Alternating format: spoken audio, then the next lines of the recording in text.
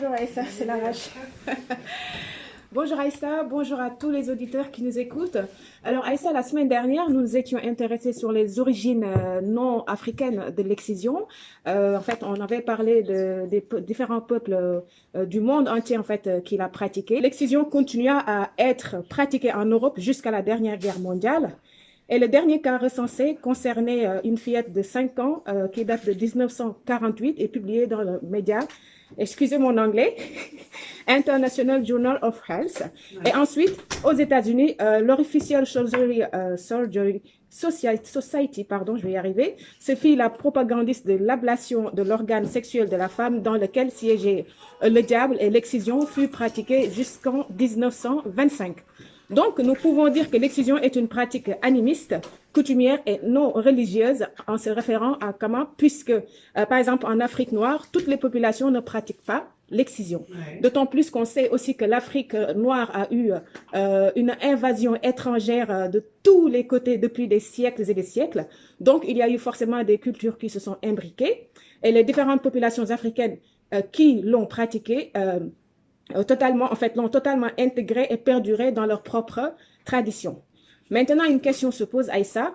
D'après tout ce qu'on a pu dire la semaine dernière sur les origines de l'excision, si l'Afrique ancestrale est matriarcale ou matrilinéaire, système dans lequel la femme est vénérée, la femme est déesse, la femme est respectée, comment une telle société peut inaugurer la castration de ces femmes en même temps? D'accord? Quoi qu'il arrive, en tout cas, pour ceux qui l'ont inventé et ceux qui continuent à le pratiquer, disons qu'en fait, ils ont un problème avec notre clitoris, tout simplement, le clitoris de la femme. Donc, c'est ce qui m'a poussé à m'intéresser, bien sûr, à cet organe qui a une description complète par la science, d'ailleurs. En fait, la science l'a décrit qu'à partir des années 1998. Pourquoi? Allez savoir. Oui, et là, c'est pas une question de féminisme, mais bon, il y a quand même des différences parce que le pénis est connu depuis des siècles et des siècles. Donc, si on se focalise sur les similitudes de l'excision et du pénis, ce sont en fait deux organes érectiles se gorgeant de sang lors de l'excitation. Le clitoris partage aussi la même origine embryonnaire que le pénis et ne se limite pas au petit gland surmonté d'un capuchon, puisqu'en fait, c'est juste sa partie visible parce que, en fait, l'autre partie qui est interne peut mesurer entre 11 jusqu'à 13 cm selon les femmes. C'est un organe, en fait, de jouissance, tout simplement, et il posséderait 8 000 à 10 000 terminaisons nerveuses contre 6 000 pour le pénis. Donc, là où certains mutilent le clitoris, d'autres le respectent. Et c'est le cas de certaines populations africaines situées parfois dans la région des Grands Lacs, d'où je cite le Rwanda, l'Ouganda, au Congo, au Burundi et j'en passe. Dans ces pays, en fait, il y a un rituel traditionnel inséparable à la vie conjugale qu'on appelle le ngukuna. Et en fait, le ngukuna, en fait, il consiste à des étirements de petites lèvres de la vulve pratiqués entre femmes et qui est destiné à augmenter le plaisir sexuel de la femme.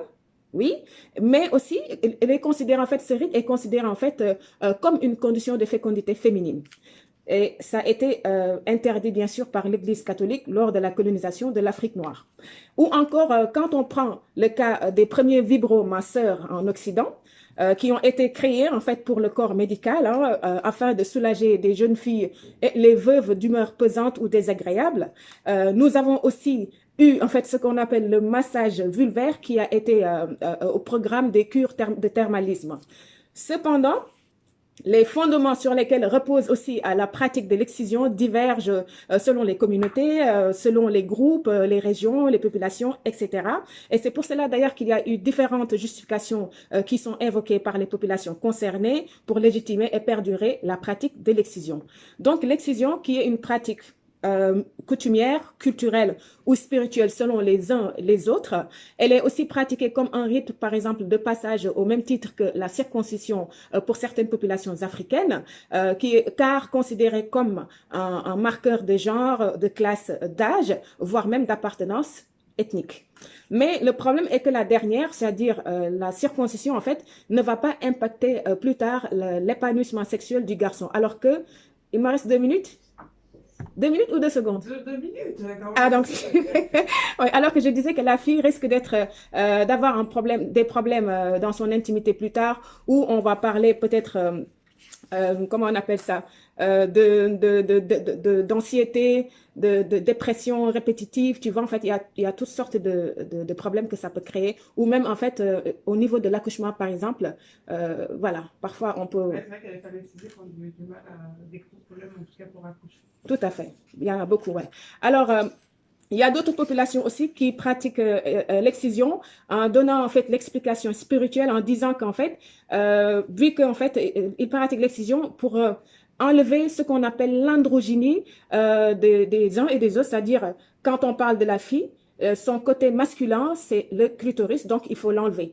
Et si c'est l'homme, on va enlever son côté féminin, d'où on parle du gland, donc il est circoncis, selon en fait les croyances. Là, je donne pas mal le fait d'explications ou de justifications pour certaines populations pour pratiquer l'excision. Donc, là, je peux continuer ou pas? 50 secondes. 50 secondes. Bah écoute, c'est pas grave. Je vais conclure pour dire qu'en fait, l'excision, au fil du temps, est devenue un héritage mondial, mais aussi néfaste et obsolète pour notre génération, étant donné que l'humanité est rentrée dans ce qu'on appelle l'ère, en fait, on va entrer dans la cinquième dimension spirituelle, où on parle de réveil de masse de la conscience. Donc, en fait, là, je ne fais pas cette chronique pour accuser qui que ce soit, mais parce que, comme je le dis et je le répète encore, on est tous des humains et on est liés. Donc, autant arrêter tout ce qui nous empêche d'avancer vers l'amour, vers le bonheur et vers la fusion divine. Merci. Je vous donne rendez-vous mardi prochain. Franchement,